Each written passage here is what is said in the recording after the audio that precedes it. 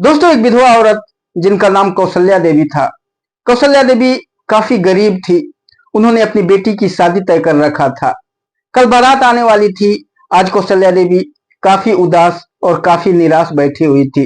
वो यही सोच रही थी कि मेरा कोई भाई नहीं है। कौन भाई का फर्ज अदा करने के लिए आएगा?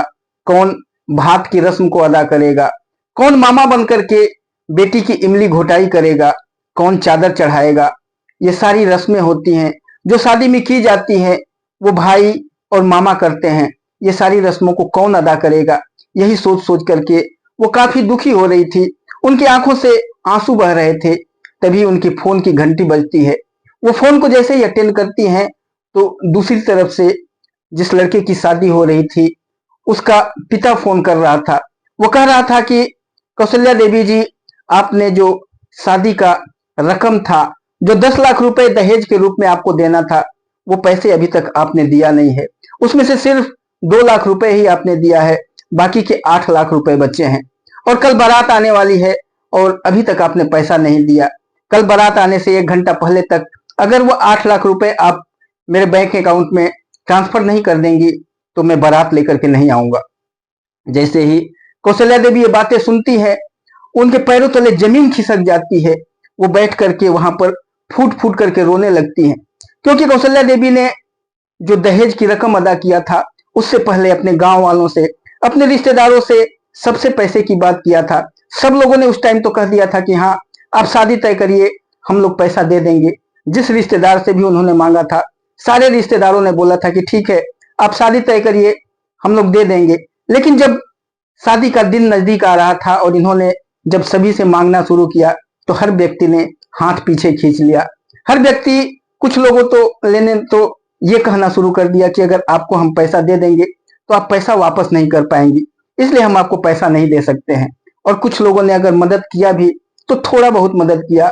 2 लाख रुपए तक का ही मदद हो पाया था, जिसको इन्होंने उस लड़के के पिता को दे दिया था। बाकी 8 लाख रुपए बचे थे और कोई भी व्यक्ति मदद के लिए तैयार नहीं था। ये सोच करके और जब उसके पिता की बातों को सुनती हैं तो कौशल्या देवी काफी परेशान हो जाती हैं और बैठ करके काफी देर तक रोती रहती हैं। और फिर उनके दिमाग में ये आता है कि अब तो मेरी जिंदगी खत्म हो जाएगी। अब तो मेरी जो इज्जत है सारा नीलाम हो जाएगा, बर्बाद हो जाएगा। बारात अगर नहीं आएगी तो सारे रिश्तेदारों को, सारे गांव वालों को, सबको हमने न्योता दे दिया है। और जब बारात नहीं आएगी तो सब लोग मेरे मुंह के ऊपर थूकेंगे, हमारी इज्जत सारी बदनाम हो जाऊंगा मैं। तब ये सोच सोच करके वो काफी परेशान हो जाती हैं और सोचती हैं कि क्यों ना अपनी मैं जिंदगी को ही खत्म कर दूं कि ये सारी चीजें मुझे देखने और सुनने को न मिले। और वो सीधे अपने कमरे में चली जाती हैं। कमरे में पंखे के ऊपर अपनी साड़ी को लटका करके और एक टेबल के ऊपर चढ़ करके और फांसी लगाने वाली होती हैं वो। तभी उनकी बेटी, जिसका नाम रश्मि होता है, रश्मि देख लेती है और देख करके तुरंत भाग करके आती है और उस टेबल को अपने पैर से मार करके गिरा करके और अपनी माँ को अपनी गोद में उठा करके नीचे उतारती है। और रश्मि जोर जोर से रोने लगती है और कहती है, माँ, ये क्या करने जा रही हो तुम? अपनी जिंदगी को क्यों खत्म करने जा रही हो? तभी जो कौशल्या देवी होती हैं अपनी बेटी से सारी बातें बताती हैं और कहती हैं कि तुम्हारे ससुराल वालों ने 8 लाख रुपए का डिमांड किया है और उन्होंने कहा है कि अगर पैसे समय से नहीं पहुंचा दोगी तो हम बारात लेकर के नहीं आते। तभी रश्मि कहती है कि माँ, अगर उन्होंने ऐसा कहा है तो जाने दो, हमें शादी करने की कोई जरूरत नहीं है। मैं तुम्हारी जान की बाजी लगा करके और मैं ससुराल में नहीं जाना चाहती हूँ। छोड़ दो, शादी नहीं करेंगे। इस तरह से तुम अपनी जान दे करके हमारी शादी करोगी, अपनी जान दे करके हमको ससुराल भेजना चाहती हो, ऐसी शादी हमें नहीं चाहिए। और रश्मि फूट फूट करके रोने लगती है। कौशल्या देवी कहती है, बेटी मैं क्या करूं? बारात अगर नहीं आएगी तो हमारे मुंह के ऊपर लोग थूकेंगे, किस तरह से हम अपना मुंह लोगों को दिखाएंगे? और इतना कहने के बाद रश्मि और कौशल्या देवी दोनों फूट फूट करके रोते रहते हैं। पूरा परिवार, जो उनकी दूसरी बेटी होती है और एक बेटा होता है, कौशल्या देवी की 2 बेटियां होती हैं, एक बेटा होता है, सभी लोग वहां पर इकट्ठा हो जाते हैं। और जैसे ही ये लोग बैठ करके रोते रहते हैं और सोचते रहते हैं अब क्या किया जाएगा, तभी फिर से कौशल्या देवी का फोन घनघनाना शुरू कर देता है। कौशल्या देवी फोन उठाती है तो सामने से एक व्यक्ति की रोबीला आवाज सुनाई देता है। वो व्यक्ति कहता है कि बहन, मैं तुम्हारा भाई बोल रहा हूं और मैं शाम को 5 बजे तक तुम्हारे पास पहुंच रहा हूं। बात की रस्म को अदा करूंगा और कल बारात जब तक शादी नहीं हो जाएगी तब तक मैं तुम्हारे पास ही रहूंगा। पैसे रुपए की कोई चिंता नहीं करना। मुझे पता है कि तुम पैसे को लेकर के काफी दुखी हो, इसलिए कोई टेंशन मत लेना। मैं अपनी भांजी की शादी खूब धूमधाम से करूंगा। इतना वो कहता है, तभी कौशल्या देवी उससे पूछते हैं कि भाई आप कौन बोल रहे हैं? तो उधर से आवाज आती है कि मैं तुम्हारा भाई बोल रहा हूँ। कौशल्या देवी कहती हैं कि ऐसे मजाक मत उड़ाओ भाई, हम गरीब हैं, विधवा हूं मैं, विधवा का इस तरह से मजाक नहीं उड़ाया जाता है। मेरा तो कोई भाई ही नहीं है, तुम मुझे कैसे बोल रहे हो कि मैं तुम्हारा भाई बोल रहा हूँ? हमारा मजाक मत उड़ाओ, हमारी गरीबी का मजाक मत उड़ाओ। और इतना कहने के बाद वो रोने लगती है। सामने वाला व्यक्ति कहता है कि बहन तू रो मत, जब मैं कल आऊंगा तो तुझसे सारी बातें करूंगा, तू चिंता मत कर। इतना कहने के बाद वो फोन को काट देता है। कौशल्या देवी रोने लग जाती हैं। तभी उनकी बेटी रश्मि उनके पास आती है और कहती है, माँ कौन है, किसका फोन था? तो कौशल्या देवी बताती हैं कि जो व्यक्ति फोन किया था वो कह रहा है कि मैं तुम्हारा भाई बोल रहा हूँ, लेकिन मेरा तो कोई भाई ही नहीं है, ये कोई व्यक्ति हमारी गरीबी का मजाक उड़ा रहा है। तभी रश्मि कहती है कि माँ मुझे पता है कि ये चाची ने फोन कराया होगा किसी से हम लोग का मजाक उड़ाने के लिए, क्योंकि तुम कई दिनों से टेंशन में थी कि तुम्हारा तो कोई भाई नहीं है, कौन शादी में भात की रस्म अदा करेगा, कौन इमली घोटाई करेगा, कौन चादर चढ़ाएगा, यही तुम बातें करती थी। और चाची को ये सब चीजें पता चला, इसलिए वो किसी से कह करके फोन कराई होगी हम लोग का मजाक उड़ाने के लिए। और इतना कह करके वो दोनों रोने लगते हैं। दोस्तों काफी दर्द विदारक कहानी है, काफी इमोशनल स्टोरी है। और इस स्टोरी में आखिर आगे क्या होता है, इसे जानने के लिए आपको इस वीडियो के लास्ट तक बने रहना पड़ेगा। दोस्तों वो कौन व्यक्ति था जो कि कौशल्या देवी का भाई बनकर के फोन कर रहा था? कौशल्या देवी का तो कोई भाई ही नहीं था। कौशल्या देवी तो अपने माता पिता की एकलौती संतान थी। फिर ये कौन भाई ऐसा था जो कि ये कह रहा था कि मैं तुम्हारा भाई बोल रहा हूं और मैं कल 5 बजे तक तुम्हारे घर पहुंचने वाला हूं, तुम पैसे रुपए का बिल्कुल चिंता नहीं करना।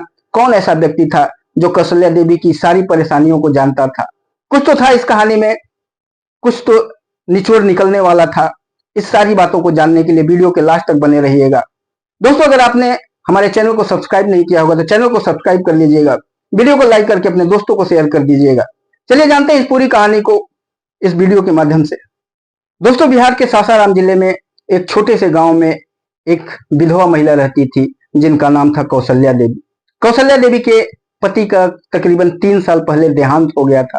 कौशल्या देवी के परिवार में उनके 2 बेटियां और 1 बेटा था। कौशल्या देवी की जो माँ थी वो भी उन्हीं के साथ रहती थी, क्योंकि कुछ सालों पहले उनके पिताजी का भी देहांत हो गया था। माँ अकेली थी। कौशल्या देवी अपने माता पिता की एकलौती संतान थी, इसलिए माँ को देखने वाला कोई नहीं था, तो वो भी कौशल्या देवी के साथ ही रहती थी। और कौशल्या देवी की एक सास थी, ससुर का भी देहांत हो चुका था। कौशल्या देवी की सास भी उन्हीं के साथ रहती थी। वैसे तो कौशल्या देवी की एक देवर भी था, उसके जो पति थे वो 2 भाई थे। एक देवर भी था, लेकिन देवर अपनी पत्नी के साथ अलग रहता था और जो माँ थी वो कौशल्या देवी के साथ ही रहती थी। इस तरह से कौशल्या देवी के परिवार में 3 बच्चे, कौशल्या देवी, उनकी माँ और उनकी सास, इतने लोग उस परिवार में रहते थे। और इन पूरे परिवार का भरण पोषण कौशल्या देवी मेहनत मजदूरी करके, उनकी थोड़ी बहुत खेती थी, उस खेती में खेती बाड़ी करके और अपने परिवार का भरण पोषण करती थी। परिवार काफी अच्छे से किसी भी तरह से खींच खाच करके चल रहा था। कौशल्या देवी विधवा थी। उनकी बेटियां धीरे धीरे जब जवान होने लगती हैं, बड़ी बेटी का नाम रश्मि था। रश्मि 22 साल का हो जाती है। जो उसके बाद वाली जो बेटी होती है वो 20 साल की हो जाती है। बेटा 13 साल का होता है।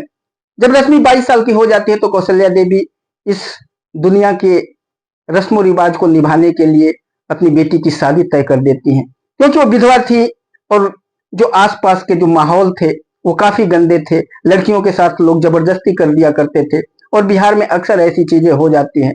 तो जमाने के डर से और कौशल्या देवी ने अपनी बेटी की शादी तय कर दिया। शादी में उनको 10 लाख रुपए दहेज देना था। कौशल्या देवी ने किसी भी तरह से लोगों से मांग करके 2 लाख रुपए दहेज के रूप में ससुराल वालों को दे दिया था। अभी 8 लाख रुपए बचा था जो देना था। और उन्होंने अपने रिश्तेदारों से, अपने गांव वालों से, जान पहचान वालों से सबसे पैसे पहले मांगा था। सबने कहा था कि आप शादी तय कर दीजिए, हम लोग समय पर पैसा दे देंगे। लेकिन जैसे जैसे शादी नजदीक आने लगता है और ये सभी से जब पैसे मांगने लगते हैं तो सारे लोग धीरे धीरे पैसे के लिए मना करने लग जाते हैं। कुछ लोग तो ये कहते हैं कि अगर हम आपको पैसे दे भी देंगे तो आप पैसों को चुका कैसे पाएंगे, आप पैसों को हमारे चुका नहीं पाएंगे, हमारा पैसा बर्बाद हो जाएगा, इसलिए हम आपको पैसे नहीं देंगे।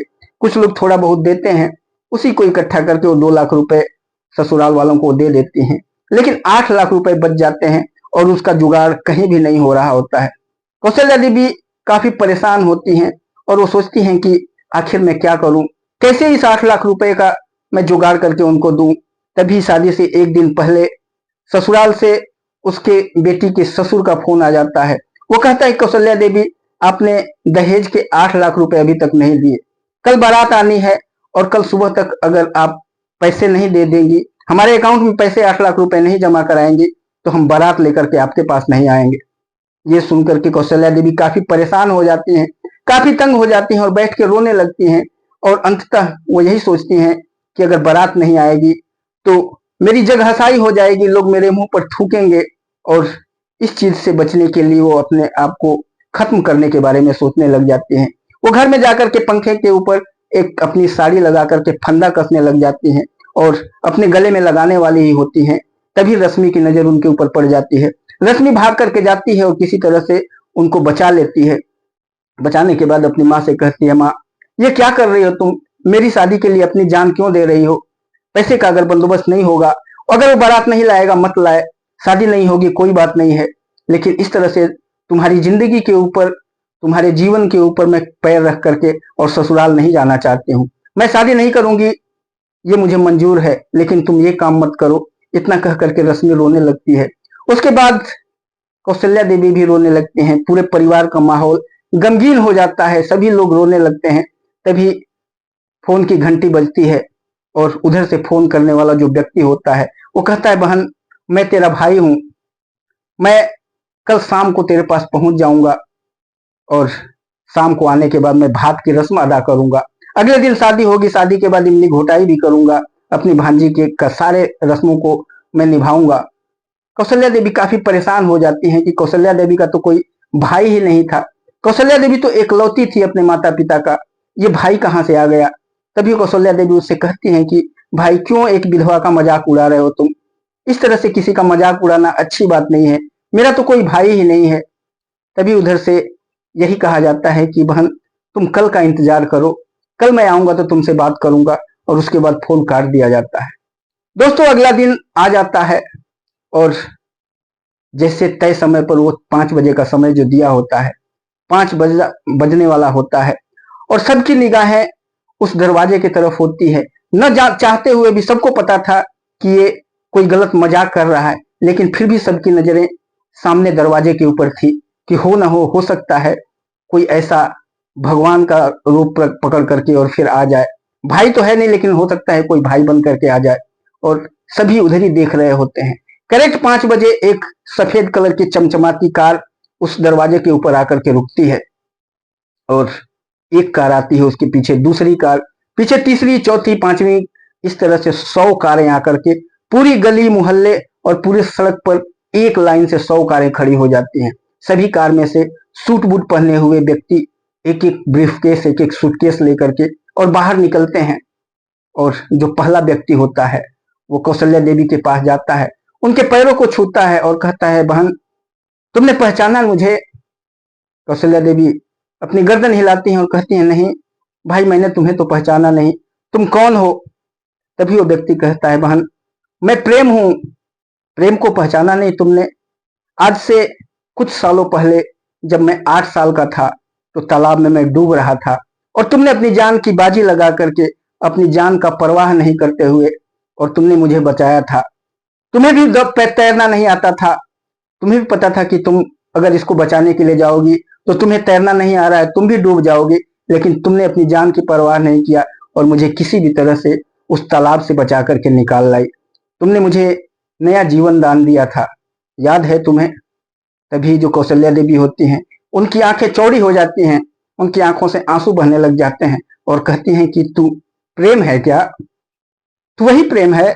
इस तरह से जैसे ही वो बोलती हैं प्रेम की आंखों से भी आंसू बहने लग जाते हैं। प्रेम कौशल्या देवी के गले से लग जाता है और कहता है, बहन हाँ, मैं वही प्रेम हूँ जिसे तुमने नया जीवन दिया था। मैं काफी सालों से तुमसे मिलना चाह रहा था। वैसे तो मैं तुम्हें भूल चुका था। तभी कौशल्या देवी कहती हैं कि तुम लोग तो उसके बाद शहर में चले गए थे। प्रेम कहता है कि हाँ, उसके बाद मेरे पिताजी शहर में चले गए थे और हम लोगों को शहर में लेकर के चले गए थे। वहां पर पिताजी ने बिजनेस किया था और बिजनेस काफी अच्छा चल गया था, जिसकी वजह से हम लोग शहर से फिर गांव नहीं आए और धीरे धीरे हमारा बिजनेस फैलता चला गया और हम लोग शहर में ही रह गए। कुछ दिनों पहले मुझे पिताजी ने याद दिलाया था और कहा था कि बेटे, तुम्हारे ऊपर एक ऋण है, एक लड़की का ऋण है जो 8 साल के जब तुम थे उस समय तुम्हारा जान बचाया था। तुम्हें याद है उस तालाब से तुम्हें उस लड़की ने बचाया था। जैसे ही पिताजी ने ये बातें कहा, मेरे दिलो दिमाग में वो सारी बातें याद आने लगी और फिर मैं मौका ढूंढने लगा कि किस तरह से तुमसे जा करके मिलूं।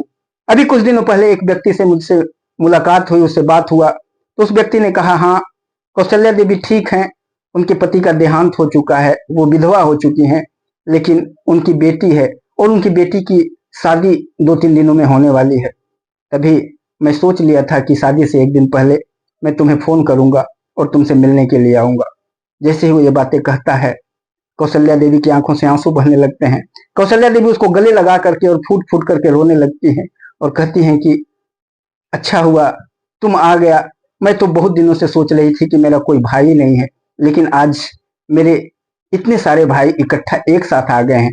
अब तो मुझे भाई की कोई कमी ही नहीं है। और चल तुम भात का रस्म अदा कर। प्रेम सीधे वहां पर चला जाता है और भात की रस्म अदा की जा शुरू हो जाती है।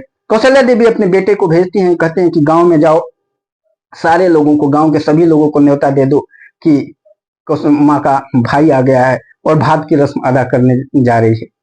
गांव के सारे लोग वहां पर इकट्ठा हो जाते हैं। इतनी सारी कारों को देखकर, इतने सारे सूट बूट वाले लोगों को देख करके औरतें छत के ऊपर खड़ा होकर के और देखने लग जाती हैं और कहती हैं कि कौशल्या देवी के घर के अंदर इतने अमीर लोग कहां से आ गए। आज तक तो इनके जीवन में ऐसा एक भी कार वाला व्यक्ति कभी नहीं आया था। ये इतने सारे 100 कारों से, इतने सूट बूट वाले, हर व्यक्ति के पास एक एक ब्रीफकेस है, एक एक सूटकेस है। इतने अमीर लोग कहां से आ गए। सारी औरतें एक दूसरे से यही बातें करती रहती हैं।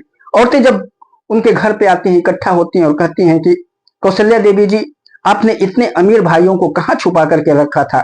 आज तक तो कभी आपने बताया ही नहीं कि आपके भाई इतने भी ज्यादा अमीर हैं।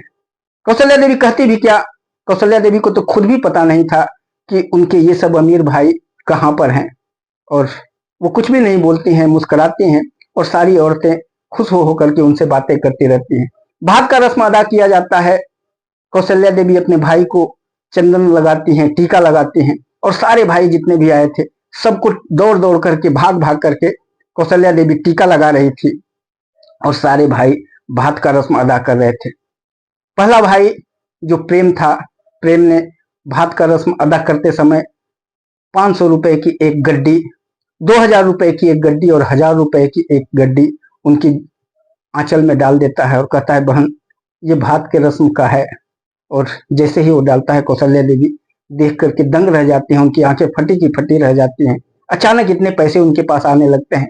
जितने भाई थे सारे भात की रस्म में इसी तरह से पैसे निकाल निकाल करके, पैसे की कोई गिनती नहीं होती है और देखते ही देखते पैसे का अंबार वहां पर लग जाता है। ये सारी चीजें जब औरतें वहां के गांव की देखती हैं तो सबकी आंखें फटी की फटी रह जाती हैं। वो सभी सोचने लगती हैं, आखिर इतने करोड़पति भाई कहां से आ गए इनके, और इनके पास तो पैसों की कोई कमी नहीं है। कल तक ये लोगों से पैसे मांगती थी कि दहेज देने के लिए पैसे चाहिए, आज तो इतने सारे पैसे इनके पास हो गए कि इतने में तो ये एक लड़की क्या 10-20 लड़कियों की भी शादी कर सकते हैं। और सभी लोग उसको देखते ही रह जाते हैं। दोस्तों, कौशल्या देवी आज काफी खुश हो रही थी। भात की रस्म अदा की जाती है। उसके बाद उनका भाई प्रेम उनको चादर चढ़ाता है। खूब महंगी सी, कम से कम 50 लाख रुपए की साड़ी जो होती है उनको चढ़ाया जाता है। और ये सब चीजें चढ़ाने के बाद प्रेम कहता है कि बहन, अब सारी चीजें तो मुझे एक एक करके बता दे, शादी में क्या क्या करना है। सारी चीजों का मैं बंदोबस्त करता हूँ। थोड़े ही देर में, आधे घंटे के अंदर ही एक ट्रक भर करके आ जाता है। उस ट्रक में सारे दहेज के सामान होते हैं। सारा सामान जब उतरने लग जाता है और गांव वाले देखते हैं तो सबके पैरों तले जमीन खिसक जाती है। इतनी महंगी महंगी सामान तो कभी गांव में किसी लड़की के शादी में दिया ही नहीं गया था। ये सारे लोग जब देखते हैं तो दांतों तले उंगली दबाने लग जाते हैं। सारा सामान उतर करके घर में रखवा दिया जाता है और कौशल्या देवी देख करके और अंदर ही अंदर काफी प्रफुल्लित हो रही थी। अपने भाई को लंबी उम्र की कामना कर रही थी और यही सोच रही थी कि ऐसा भाई हर व्यक्ति को, हर इंसान को भगवान दे। सारा सामान उतर जाता है। उसके बाद वो कौशल्या देवी अपने भाई से कहती हैं कि भाई, कल बारात आने वाली है और सबसे पहले उस व्यक्ति को 8 लाख रुपए भेजना है, लेकिन मेरे पास अभी पैसे कुछ भी नहीं है। भाई कहता है तेरा भाई आ गया है, अब तुझे किसी भी तरह की चिंता करने की जरूरत नहीं है। वो तुरंत फोन लगाता है और फोन लगा करके 10 लाख रुपए उसके अकाउंट में डलवा देता है और कहता है ये आपके बाकी के रकम है, अभी भी और भी कुछ पैसा है तो बता देना, और भी पैसा अभी तुम्हें भेज देता हूँ, लेकिन कल तय समय पर बारात काफी धूमधाम से लेकर के आ जाना। वो कहता है कि कल बारात किसी टेंट में, किसी तंबू में नहीं आएगा, यहाँ के जिले का सबसे बड़ा जो 5 स्टार होटल होगा उसी होटल में आएगा। मैं तुम्हारे बारात लाने से पहले तुम्हें जगह पता करके और तुम्हें वहां का एड्रेस भेजवा दूंगा। दोस्तों, ये बातें जब उसके ससुराल वाले जब सुनते हैं तो वो भी दंग रह जाते हैं। कहते हैं कि अचानक से कौशल्या देवी के पास इतने पैसे कैसे आ गए? हमने तो 8 लाख रुपए बैलेंस मांगा था और इन्होंने बिना कहे ही 10 लाख रुपए भेजवा दिया, और भी बोल रहे हैं कि और भी कुछ पैसे चाहिए तो बता दो। और बारात, कौशल्या देवी ने तो कहा था कि गांव में एक टेंट लगवाया जाएगा, एक तंबू लगवाया जाएगा, वहां पर बारात रुकेगी। ये कौन व्यक्ति आ गया जो अचानक से कहने लगा है कि जिले का सबसे बड़ा जो होटल होगा उसमें बारात होगी? ऐसा क्या हो गया? वहां पर भी ये सारी बातें चलने लग जाती हैं, सारी जिक्र होने लग जाती हैं।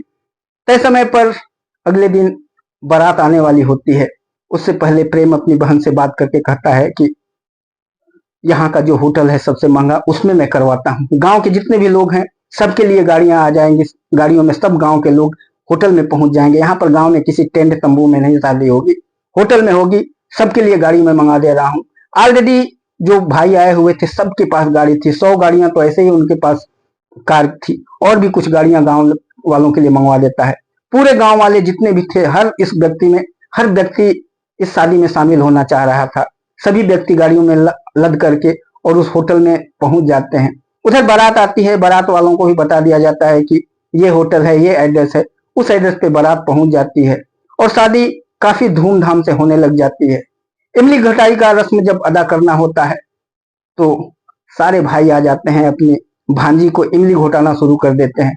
इमली घोटाई के रस्म के समय जो भांजी को मामा इमली घोटाता है तो एक न कोई गहना या कुछ पैसे रुपए दिया जाता है।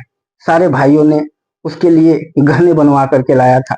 जो प्रेम था, प्रेम ने मंगलसूत्र और हार अपनी भांजी को चढ़ा दिया था। उसके बाद जितने भी भाई थे सारे भाइयों ने हार, कंगन, मंगलसूत्र, नाक में का, कान में का, इतने सारे गहने चढ़ा दिए जाते हैं कि गहनों का वहां पर अंबार लग जाता है। लोग देखने वाले दंग रह जाते हैं कि इतने सारे गहने। जो बाराती होते हैं वो भी बहुत ज्यादा खुश हो जाते हैं कि हमको इतना सारा गहना मिल रहा है। इतना गहना तो किसी को आज तक मिला ही नहीं था। वहां पर ढेर लग जाता है गहनों का, जिसे देख करके लोग दंग रह जाते हैं और सभी लोग काफी खुश हो जाते हैं कि इतने अच्छे भाई हैं। शादी काफी अच्छे ढंग से हो जाता है, शादी संपन्न हो जाता है और दुल्हन जब दूल्हे के साथ जाने लग जाती है तो प्रेम वहां पर खड़ा होता है, अपनी भांजी को गले लगाता है और फूट फूट करके रोने लगता है और उस दामाद से और उसके पिता से कहता है, देखिए मेरी भांजी आपके घर में जा रही है, लेकिन मेरी भांजी को किसी भी तरह का तकलीफ मत होने दीजिएगा।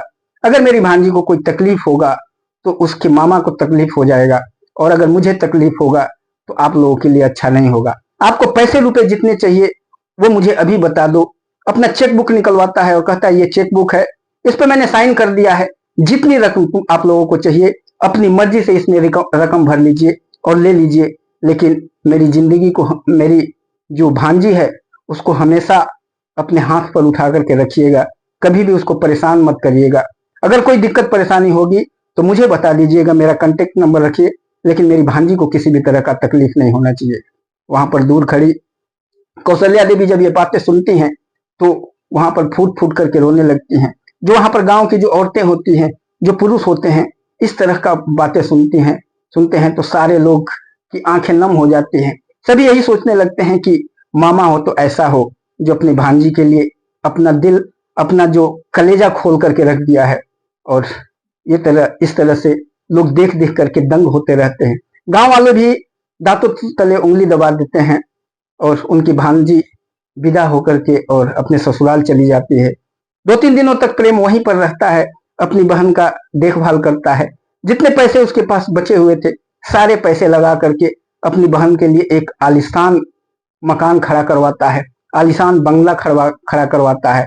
और जब कुछ दिनों तक 15-20 दिनों तक काम चलता है और जब बंगला तैयार हो जाता है, कुछ काम उसमें शेष रह जाता है, तो प्रेम कहता है कि बहन अब मुझे शहर जाना है, मेरे काम बहुत सारे पेंडिंग हैं, उन काम को करना है। मैं काम यहाँ लगवा दिया हूँ, काम चलता रहेगा, तुम इसको देखते रहना और बीच में जब भी मुझे फुर्सत मिलेगी मैं बातें करता रहूंगा और आकर के काम देखता रहूंगा। जितने भी पैसे की तुम्हें जरूरत पड़ेगी तुम मुझसे मांग लेना, मैं पैसे भेजता रहूंगा। और इतना कहने के बाद अपनी बहन के गले लग जाता है, फूट फूट करके रोने लगता है और कहता है बहन मैं जा रहा हूँ, मेरी जो दूसरी भांजी है इसकी जब शादी होगी ना तो शादी से पहले मुझे कार्ड जरूर भेज देना, नहीं तो अगली बार मैं फोन करके नहीं आऊंगा, मुझे जब तक तुम बुलाओगी नहीं तब तक नहीं आऊंगा। भांजी की शादी तय करने से पहले मुझे जरूर बता देना, मैं उस दूल्हे को देखने के लिए जाऊंगा, अगर मेरे भांजी के लायक होगा दूल्हा तभी शादी होगा, नहीं तो इसके लिए मैं शहर में एक सुंदर दूल्हा देख करके और तुम्हें बताऊंगा। और इतना कहने के बाद दोनों भाई बहन गले लग जाते हैं और थोड़ी देर तक गले लगे रहते हैं। उसके बाद अपनी बहन से अलग होता है और कहता है बहन मैं जा रहा हूँ, फिर मिलूंगा बहुत जल्दी तुमसे। और उसके बाद वो शहर के लिए निकल जाता है। इधर कौशल्या देवी अपने भाई के बारे में सोच सोच करके और रोती रहती हैं और कहती हैं कि हे भगवान, आपने ऐसा भाई कहां से फिर से भेज दिया जिससे कोई रिश्ता नहीं था, कोई जान पहचान नहीं था, हमने सोचा भी नहीं था, लेकिन सचमुच आपने भाई के रूप में अवतार लेकर के और मेरी जिंदगी मेरी दुनिया बसा दिया। और इतना कह करके अपनी बेटियों को, अपने बेटे को और अपने सास को, अपनी माँ को गले लगा लगा करके और वो रोती रहती हैं। सारे लोग काफी खुश होते हैं और पैसे रुपए इतने अंबार उनके पास लग जाते हैं कि अब उन्हें किसी भी व्यक्ति के सामने हाथ पसारने की जरूरत नहीं होती है। थोड़े ही दिनों में उनका महल बन करके तैयार हो जाता है और उस महल में काफी अच्छे तरीके से ये लोग रहने लग जाते हैं। नौकर चाकर सब चीजों का प्रेम ने बंदोबस्त कर दिया था, सब नौकर चाकर वगैरह सब कुछ होते हैं, पैसे रुपए की कोई कमी नहीं होती है और इस तरह से इनकी जिंदगी काफी अच्छे तरीके से कटने लग जाती है। दोस्तों यही कहा जाता है कि आपका किया हुआ एक छोटा सा उपकार आपको जीवन में कौन सी अच्छी चीजें दे करके चला जाएगा, आपके जीवन को किस तरह से बदल करके चला जाएगा, कहा नहीं जा सकता है। उन्होंने कुछ सालों पहले एक बच्चे के लिए एक छोटा सा उपकार किया था, उस बच्चे को डूबने से बचाया था और आज वही बच्चा उनकी पूरी जिंदगी को बदल दिया था। दोस्तों इसलिए कहा जाता है कि अच्छे कर्म करो, उसका फल अच्छा ही मिलेगा। आपको अगर ये कहानी अच्छी लगी होगी तो वीडियो को लाइक कर दीजिएगा, चैनल को सब्सक्राइब कर लीजिएगा। फिर मिलेंगे किसी और वीडियो में, तब तक के लिए नमस्कार, जय हिंद।